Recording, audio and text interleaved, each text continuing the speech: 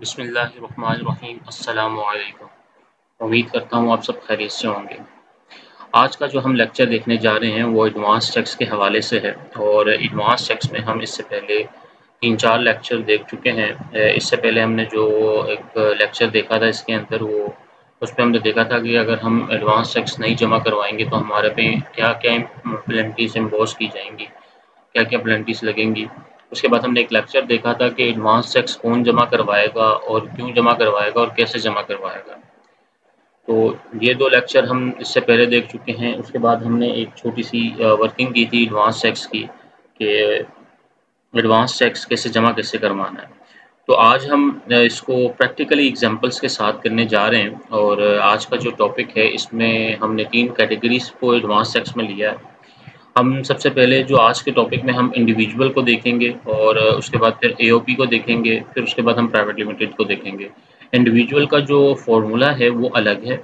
AOP और private limited का जो एडवांस टैक्स का फ़ॉर्मूला है, एडवांस टैक्स 147 का, वो सेम है। लेकिन जो उनकी टैक्स की कैलकुलेशंस हैं एओपी और क्या कहते हैं कंपनीज़ की, वो डिफरेंट है। तो सबसे पहले आज जो टॉपिक हम डिस्कस करेंगे वो एओपी है और ये पूरे साल का है। हम टैक्स ईयर 22 में जो एडवांस टैक्स आया है, हम 4 क्वार्टर इसमें देखने जा रहे हैं। और पहला जो क्वार्टर हम देखें जो पहले यानी कि 4 क्वार्टर हैं और 4 तकरीबन इंडिविजुअल में हम जो नोटिस आए हुए हैं वो तीनों देखेंगे और उसकी कैलकुलेशन देखेंगे कि इसकी कैलकुलेशन कैसे की जाती है। एफबीआर की तरफ से जो नोटिस आता है उसकी कैलकुलेशन होती कैसी है? बेसिकली काफ़ी सारे लोगों को पता नहीं होता जस्ट यानी कि जो कैलकुलेशन आ रही होती है वो बगैर देखे ही यानी कि एडवांस टैक्स जो है उसकी वर्किंग करके जमा करवा देते हैं। कोई कॉन्सेप्ट पता नहीं होता इनको कि एफबीआर की तरफ से जो कैलकुलेशन की जा रही है एडवांस टैक्स की वो ओके है भी कि नहीं। क्योंकि ये ऑटो जनरेटेड होता है तो लाज़मी इसमें गलती के चांसेस होते हैं। तो चलें आज के हम टॉपिक को हम स्टार्ट करते हैं। हम सबसे पहले इंडिविजुअल का केस देखने जा रहे हैं और ये चारों क्वार्टर जो 4 क्वार्टर होते हैं साल के अंदर हम उसको देखेंगे। चाहे डिमांड निकलती है कि नहीं निकलती एडवांस टैक्स की टैक्स की। आज का जो ये वाला टॉपिक है इसमें जो है एडवांस टैक्स की डिमांड हम हमारे पास निकलती नहीं है। लेकिन फिर भी डिपार्टमेंट की तरफ से हमें नोटिस रिसीव हुआ। तो वो किस बेस पे उन्होंने कैलकुलेशन की हुई थी, तो वो देखते हैं। तो सबसे पहले ये देखें एक वर्किंग बनी हुई है individual business quarterly working for advance tax under section 147 है। तो इंडिविजुअल बिजनेस है। सबसे पहले थोड़ा-सा कॉन्सेप्ट पढ़ लेते हैं इसका। तो कॉन्सेप्ट है क्या? देखें the normal tax regime, minimum tax regime जो है ये सबसे पहले तो ये समझ लें एडवांस टैक्स ज़्यादातर उनको आता है क्या कहते हैं जो नॉर्मल टैक्स रेजीम के अंदर होते हैं। फाइनल टैक्स रेजीम वालों को ये नोटिस आता ही नहीं है। तो नॉर्मल टैक्स regime या minimum tax regime retailer, distributor, wholesaler if the individual business person not exceed and equal to 1 million in the last tax period. अगर 10 लाख तक है then not submit the advance tax if the exceed 1 million. अगर 1 million से ज़्यादा यानी कि 10 लाख से ऊपर हो जाएगा तो जो इंडिविजुअल पर्सन है उसको एडवांस टैक्स जो है वो एडवांस टैक्स का नोटिस आना शुरू हो जाता है। ये क्राइटेरिया इसको मैंने बड़े डिटेल में जो है अपने एक लेक्चर में इससे पहले जो हमने लेक्चर बनाया था उसमें मैंने बताया हुआ है। ठीक है, उसके बाद क्या कहते हैं the last date of submission every quarter individual person के लिए है जो सिंगल बिजनेस है, पार्टनरशिप नहीं है, एओपी नहीं है, इंडिविजुअल बिजनेस है। तो इसमें क्या है 15 सितंबर है, 15 दिसंबर है, एवरी क्वार्टर 15 मार्च है और 15 जून है। ठीक है, ये जुलाई से सितंबर 15 और अक्टूबर से दिसंबर 15 और जनवरी से मार्च 15 और अपना लास्ट जो है अपना अप्रैल से लेके जून तक 15 तारीख तक हमें एडवांस टैक्स से जमा करवाना होता है। और इसका जो इसको हम यहाँ से क्लोज़ कर देते हैं ये वाले चैप्टर को।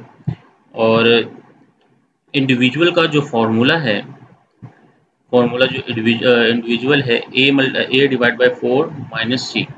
ए से मुराद है टैक्स फॉर लास्ट ईयर, जो लास्ट ईयर का टैक्स होगा वो फ़र्ज़ करें कि 2022 के नोटिस हैं तो टैक्स ईयर 21 में हमारा टैक्स क्या था, जो टैक्स लायबिलिटी थी जो हमारे पे लास्ट में हमने पे की थी वो क्या थी।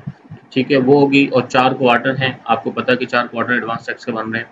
और which tax deducted during the year, और क्या होगा कि इसको डिवाइड कर देंगे 4 क्वार्टर से और उस क्वार्टर के अंदर आपका जो एडवांस टैक्स कटा होगा यानी कि अगर आपने कोई सप्लाईज़ की होंगी और किसी ने आपका टैक्स डिडक्ट किया होगा तो वो हम लेस कर देंगे और बाकी जो अमाउंट बचेगी वो हमें पे करना होगा। ठीक है, तो यहाँ तक हो गई। अच्छा, इसके बाद individual notice receive from FBR advance tax under section 147 tax year 21 and 22। ये 22 टैक्स ईयर 21-22 के अंदर जो नोटिस आए ये मैंने पूरी इस पे एक्सेल पे बना दिया है इसको एज इट इज़ जो डिपार्टमेंट की तरफ से आए थे। मैं दिखा भी देता हूँ, हम स्टेप बाय स्टेप एक चीज़ों को लेके चलते हैं।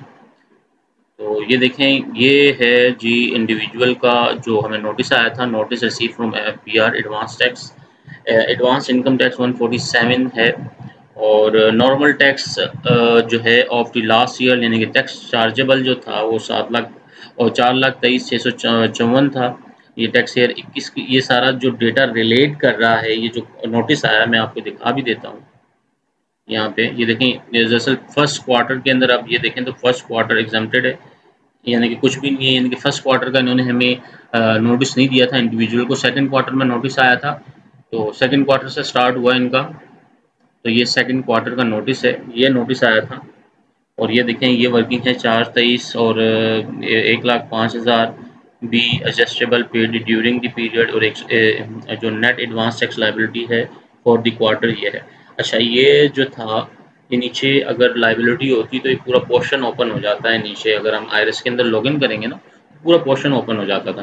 तो बेसिकली ये एक नोटिस आया था, ये हम चारों क्वार्टर को देखेंगे। ये पहला क्वार्टर था, इसी तरह सेकंड क्वार्टर ये है और थर्ड क्वार्टर ये है, थर्ड क्वार्टर का भी इसी तरह सेम नोटिस आया ये।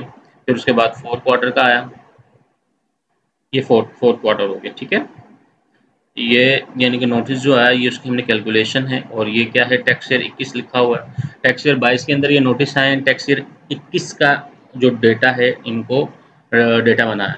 तो क्या कहता है, normal tax for the last year 4,23,654 था और assess for the tax year highest of the above 4,23,654 था। हमेशा याद रखिएगा 3 तरह की कैलकुलेशन होती है, नॉर्मल टैक्स, अल्टरनेटिव टैक्स और मिनिमम टैक्स की। ठीक है, तो उसमें जो भी टैक्स होता है वो फाइनल होता है और उसी बेस पे उसको क्या कहते हैं कंसिडर किया जाता है। सॉरी, अब देखें 4,23,000 का ये सेकंड क्वार्टर में आया, ये भी 4,23,000 है और turnover for the last year जो था डिवाइड बाय 4 कर दिया तो 1,05,000 बनता है, 1,05,913 the individual note receive from FBR. ठीक है, और इंडिविजुअल एडवांस इनकम टैक्स की जो कैलकुलेशन है वो कैसे होगी, देखें इनकम टैक्स क्या था, ये क्या आई, ये हमने उठा लिया 4,23,000। सबसे पहले हम इसको भी नीचे आ जाते हैं कि कहाँ से आ रहा है और इंडिविजुअल फाइनेंशियल स्टेटमेंट है। अच्छा, इसको हम देख लेते हैं ये क्या है। ये फॉर्मूला हमने लगा हुआ है कि 4,23,654 और हमने डिवाइड कर दिया इसको 4 पे और ये ही जो है नेट टैक्स लायबिलिटी हमारी क्वार्टर की निकल आई और निकली कैसे, इस जगह पे आ जाते हैं। ये देखें, ये फाइनेंशियल ईयर था टैक्स ईयर 21 का, कि हमारी जो सेल थी यानी कि हमने जो सेल की थी वो की थी, ये देखें 20783377 की थी, 2,07,83,377 रुपये की हमारी सेल थी। कॉस्ट हमारी थी 1,72,17,794 थी और ग्रॉस जो हमारा जीपी आ रहा था वो 3565 का आ रहा था और 3565 का आने के बाद और जो हमारे जनरल एंड एडमिनिस्ट्रेटिव एक्सपेंस थे वो तकरीबन 11,11,261 के थे और प्रॉफिट फ्रॉम ऑपरेटिंग एक्टिविटीज़ के बाद जो हमारे पास आया वो 24,54,322 आया, 24,54,322। अदर इनकम 7,60,000 है और प्रॉफिट लॉस जो है वो हमारे पास आया 32,14,617 की अमाउंट। ठीक है, ये हमारा फाइनेंशियल था जो हमने पिछले साल टैक्स ईयर 21 में हमारी बैलेंस शीट जो बनी थी ये वो था और ये हमने बैलेंस शीट बना दी थी। ये हमारी बैलेंस शीट बनी थी, इसी बेस पे टैक्स ईयर 22 के अंदर जो नोटिस आए एडवांस टैक्स के वो हैं। इंडिविजुअल की कैलकुलेशन देख लेते हैं, कैलकुलेशन कैसे की गई है। अच्छा, ये 24 लाख का जो प्रॉफिट है 24,54 कहाँ से आया है ये देखिए मैं आपको दिखा देता हूँ।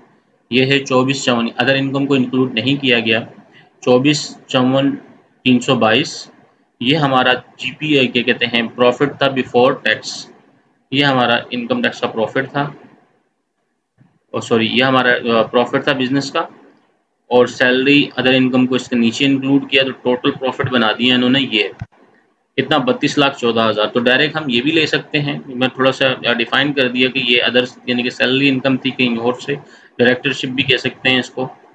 तो टोटल जो इनकी इनकम थी इंडिविजुअल की 32,14,617 था, और इनकम टैक्स जो इसमें अब ये स्लैब जो है ये इसके ऊपर इम्प्लीमेंट किया गया है, ये इंडिविजुअल है, नॉन सैलरी पर्सन का ये स्लैब है।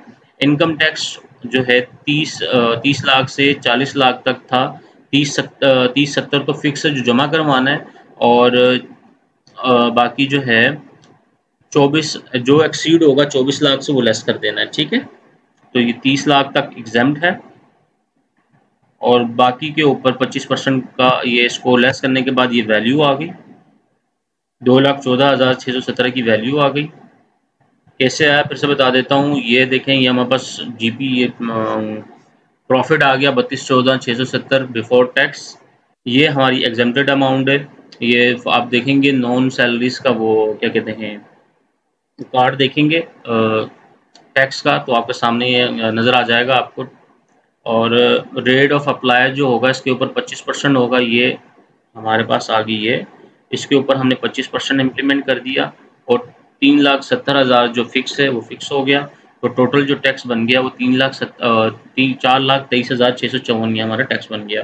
तो ये पिछले साल की टैक्स कंप्यूटेशन थी।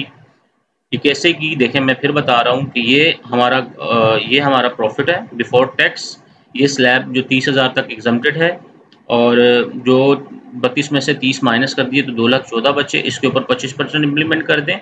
25% इम्प्लीमेंट करने के बाद जो इसकी टैक्स बना 53,000 का, और फिक्स टैक्स जो था 370 था इसके ऊपर, तो टोटल मिला के 4,23,000 बन गया। तो 4,23,000 ये बना, और जो क्वार्टर के अंदर आया ये देखें बेस लाइन ये बनाई 4,23,000। अच्छा 4,23,000 आ गया, ये 4,23,000 आ गया आपके पास। और नीचे जो है 1,05,000 किससे आया ये देख लें, ये नोटिस है 1,04,23,000 टैक्स था, डिवाइड बाय कर दिया 4। तो फर्स्ट क्वार्टर की सेकंड क्वार्टर की जो लाइबिलिटी हमारे पास आ गई, नेट एडवांस टैक्स की लाइबिलिटी जो आ गई फोर्थ क्वार्टर 1,05,914।